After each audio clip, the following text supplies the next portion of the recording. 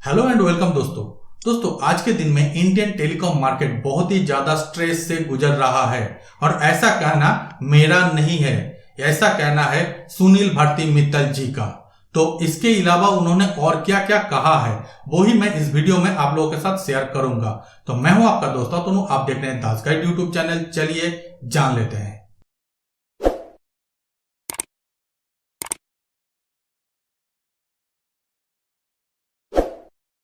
दोस्तों सुनील भारती मित्तल जी ने कहा है कि आज के दिन में इंडियन टेलीकॉम ऑपरेटर इतना ज्यादा स्ट्रेस से क्यों गुजर रहा है, इसके पीछे जो कारण बताए हैं वो भी आप लोगों को जानना चाहिए। कहा जा रहा है कि आज से करीबन 6-7 साल पहले इंडिया में 1 दर्जन से भी ज्यादा टेलीकॉम ऑपरेटर हुआ करता था और वो सारे ऑपरेटर आहिस्ता आहिस्ता घटते घटते 4 ही ऑपरेटर में सिमट कर रह गया है।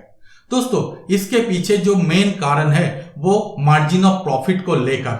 यहां पर कहा जा रहा है कि आज के दिन में 100 रुपए या फिर 120-130 रुपए में ही ARPU आकर सिमट गया है, जो कि पिछले 7-8 साल पहले ये ARPU इससे भी डबल था।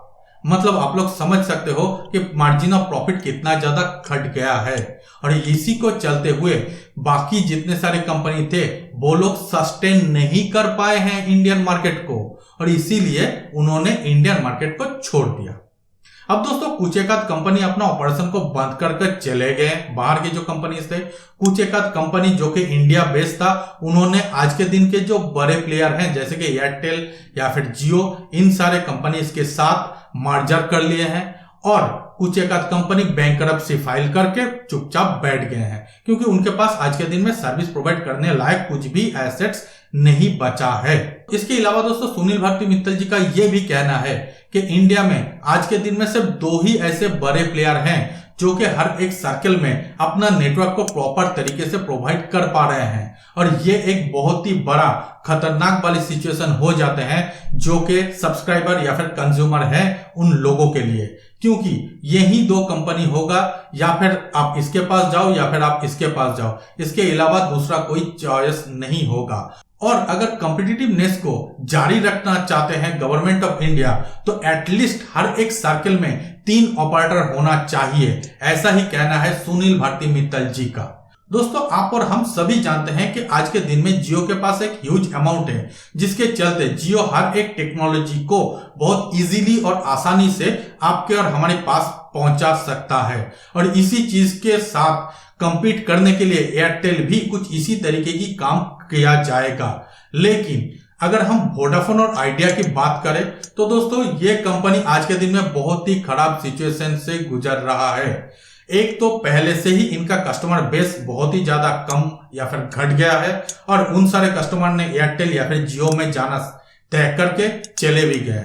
हाँ, हालांकि ये बात भी सही है कि पिछले कुछ एक आध महीने से वोडाफोन और आइडिया के कस्टमर के जो रेट है कम होने की वो थोड़ा सा कम हो गया है। अब दोस्तों बात अगर हम वोडाफोन और आइडिया की करें तो यहाँ पर वोडाफोन आइडिया के पास बहुत ज्यादा लेंडर हैं जिनको पैसा देना होगा। मतलब वोडाफोन और आइडिया ने जहां से लोन लिए हैं उनके पास तो पैसा देना ही होगा। इसके अलावा गवर्नमेंट को भी अलग अलग चीज के लिए पैसा देना होगा, कहीं पर स्पेक्ट्रम फीस, कहीं पर ARPU चार्जेस, इन्हीं सारी चीजों के लिए गवर्नमेंट को पैसा देना पड़ेगा।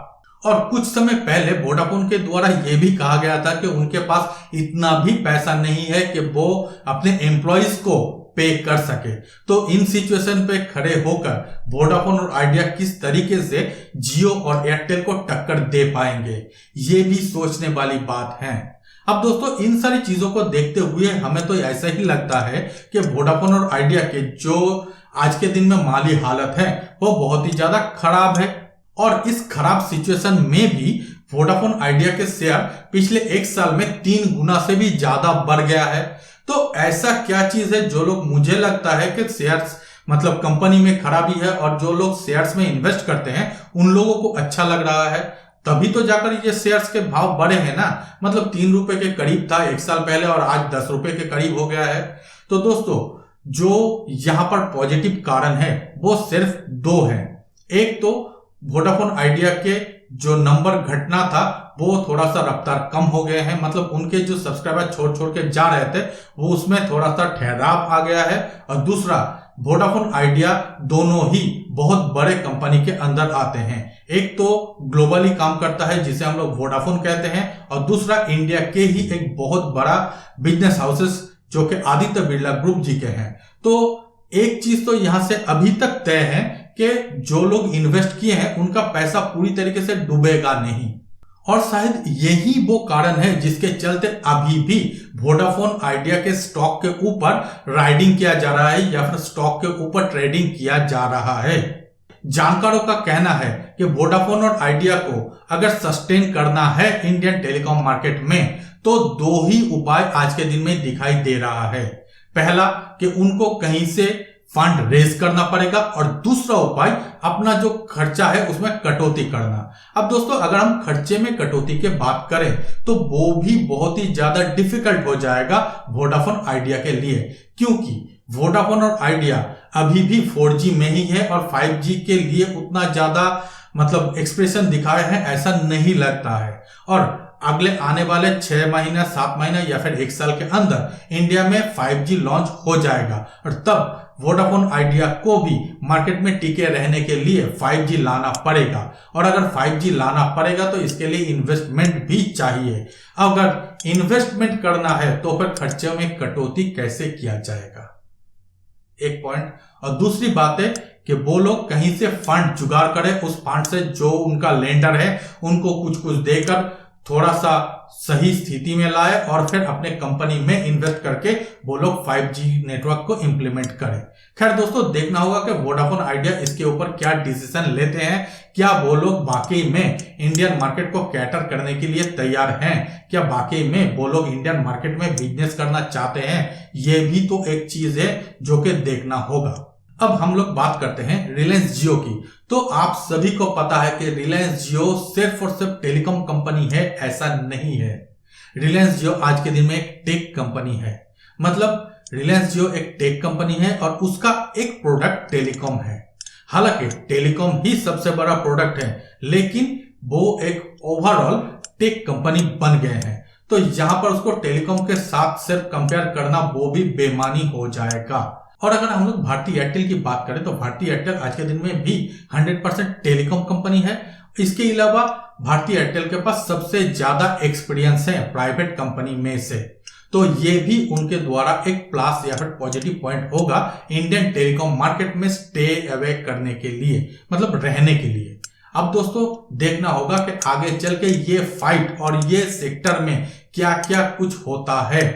अब दोस्तों अगर हम गवर्नमेंट ऑफ इंडिया की बात करें तो ये एक सही समय हो गया है जबकि टेलीकॉम मार्केट में उनके द्वारा इंटरफेयर करना चाहिए और बाहर की मतलब विदेशों की कंपनी को भी एनकरेज करना चाहिए ताकि वो लोग इंडिया में आए, इन्वेस्ट करें, इंडियन टेलीकॉम मार्केट को भी कैटर करें।